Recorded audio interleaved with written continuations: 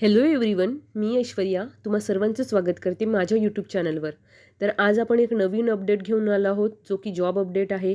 स्क्रीनवर तुम्ही बघू शकता, महिला व बाल विकास विभाग यांच्या अंतर्गत ही पदभरती इथे जाहीर करण्यात आलेली आहे आणि याचंच डिटेलचं नोटिफिकेशनचा जो व्हिडिओ आहे तो आज आपण जाणून घेणार आहोत. चला तर मग व्हिडिओला सुरुवात करूया आणि बघूया की काय अपडेट आहे, कोण इलिजिबल आहेत आणि एक्झाम पॅटर्न, एक्झाम फीस याची सविस्तर चर्चा आपण करूया. बघा, स्क्रीनवर तुम्ही बघू शकता, ऑनलाईन पद्धतीने अर्जाला सुरुवात 8/12/2025 पासनं करण्यात आलेली आहे आणि शेवटची जी तारीख आहे ती 22/12/2025, म्हणजे 8 तारखेपासून ते 22 तारीख या तारखेच्या दरम्यान तुम्हाला ऑनलाईन अप्लिकेशन हे करायचं आहे. ठीक आहे.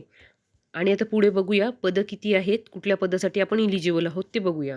यामध्ये जी वॅकन्सी आलेली आहे ती संरक्षण अधिकारी कनिष्ठ गट क 7व्या वेतन आयोगानुसार वेतन श्रेणी देखील इथे दिलेली आहे.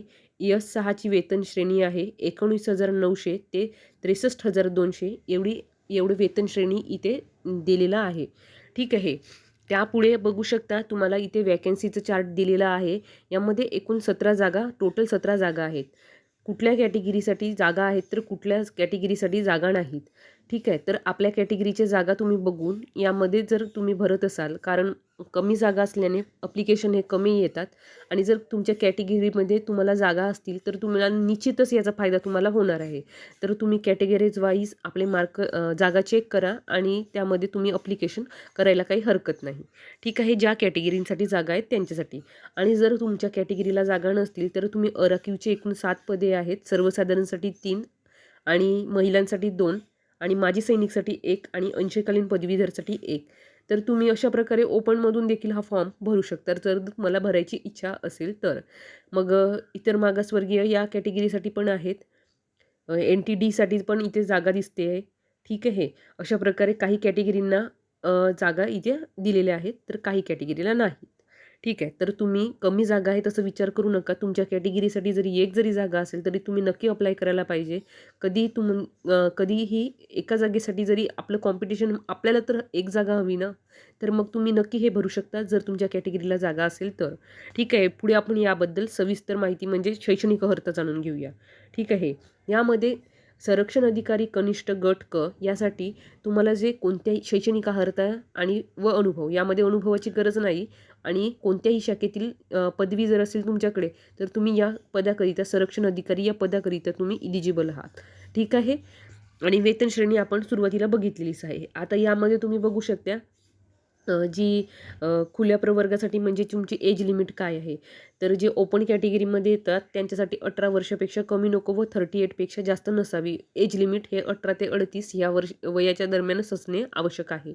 आणि जे उमेदवार इतर वर्गीय किंवा EWS, NTB असे विविध जे एज लिमिट, त्यांच्यासाठी जे एज लिमिट आहे ती आपण जाणून घेऊया.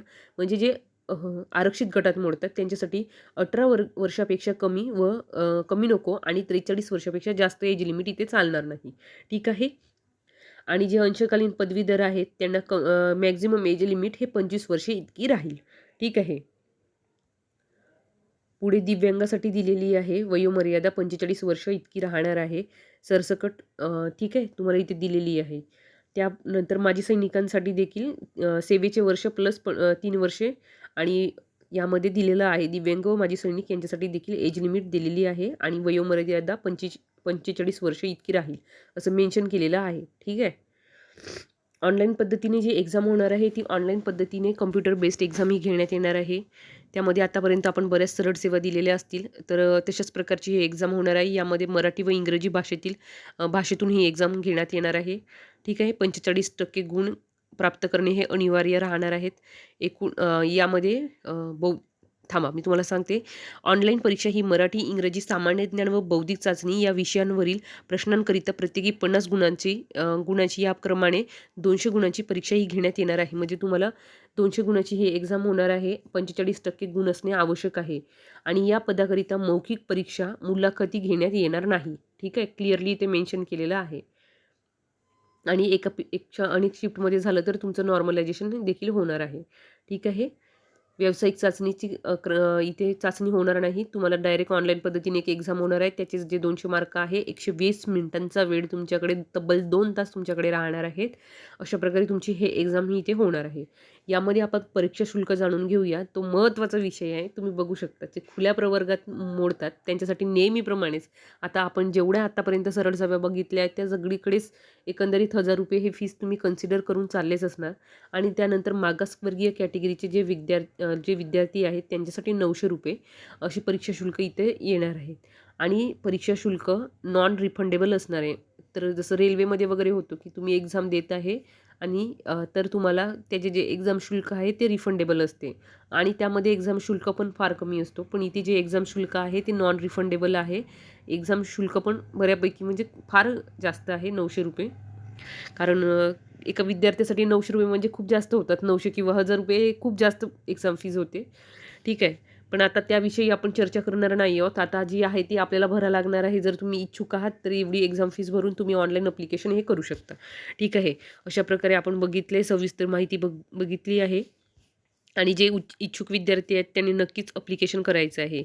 आणि लास्ट डेटच्या आधी तुम्ही म्हणजे 22/12/2025च्या आधी ऑनलाईन ॲप्लिकेशन हे करायचं आहे. आणि अशाच नवनवीन अपडेटसाठी आमच्या चॅनलला लाईक, शेअर, सबस्क्राईब करायला विसरू नका. आणि हो, नोटिफिकेशनचं जर तुम्हाला PDF हवं असेल, तर तुम्ही टेलिग्राम चॅनलला जॉइन करून तुम्ही नोटिफिकेशन परत एकदा बघू शकता. आणि असेच नवनवीन अपडेट मी तुम्हाला टेलिग्राम चॅनलवर देखील पोहोचवत असते. तर तुम्ही टेलिग्राम चॅनलला जॉइन करा. डिस्क्रिप्शन बॉक्समध्ये मी त्याची लिंक देणार आहे. ठीक आहे. धन्यवाद.